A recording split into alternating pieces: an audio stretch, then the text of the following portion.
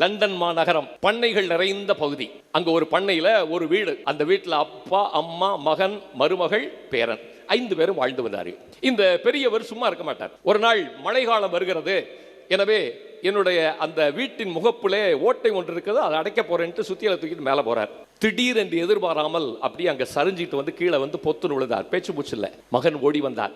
வந்து அப்பா அப்பான்னா மருத்துவமனை கொண்டு போனார்கள். எல்லா ஆய்வுகளும் நடந்தது. உங்க அப்பாவுக்கு முதுகெலும்பு உடைந்து போச்சு.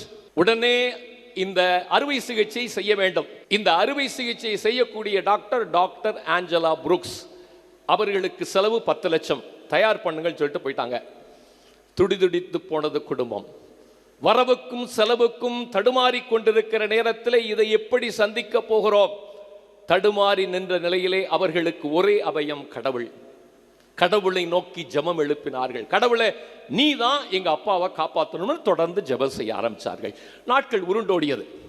ஒரு நாள் இரவு திடீர்னு மழை, புயற்காற்று. இவ்வாறு பேசிக்கொண்டிருக்கிற நேரத்தில் இரவு 1 மணி இருக்கும். இவருடைய வீடு கதவு தட்டப்படுகிறது.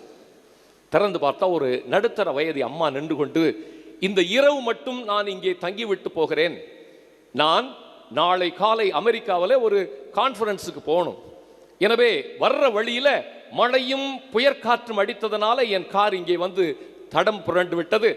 எனவே இரவு தங்க இடம் தருவீர்களா அப்படின்னு கேட்குறேன். வாருங்கள்னு சொல்லிட்டு கூப்பிட்டு போய் சூடாக தேநீர் கொடுத்து பேசிக்கிட்டு இருக்கையில, அம்மா நீங்கள் உட்காந்துருங்க, விடியற் காலை 3 மணிக்கு நாங்கள் ஜெபம் செய்வோம் அப்படின்னு. இவ ஜெபமா? எதுக்கு? ஜெபத்தில் என்னத்தை சாதிக்க போறீங்க என்று கேட்டாள். அப்பொழுதுதான் இவன் சொல்கிறான், என் தந்தை இப்பொழுது ஒரு இக்கட்டான சூழ்நிலையில் இருக்கிறார். விபத்திலே மாட்டி ஒரு அறுவை சிகிச்சைக்காக காத்து கொண்டிருக்கிறார். அவருக்கு செலவு பண்ண எங்கள்கிட்ட பணம் இல்லை, 10 லட்சம் ரூபா ஆகும் சொல்கிறாங்க.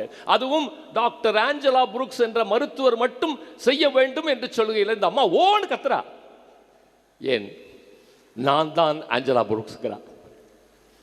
கடவுள் தன்னை நோக்கி மன்றாடுகிற ஒவ்வொருவருடைய குரலையும் கேட்கிறார் என்பதை இந்த நிகழ்வு எடுத்துச் சொல்கிற அன்பு சகோதரன். இது கதை அல்ல, கட்டுக்கதை அல்ல, வரலாற்று நிகழ்வு. நான் என்று என்னுடைய சிந்தனையை, என் வாழ்க்கையை ஆண்டவரை நோக்கி எழுப்புகிறேனோ, அன்று கடவுள் என்னை கைவிட மாட்டார். இதைத்தான் சொல்லுகிறது இந்த திருத்தலத்துக்கு வருகிற ஒவ்வொரு மனித உள்ளமும்.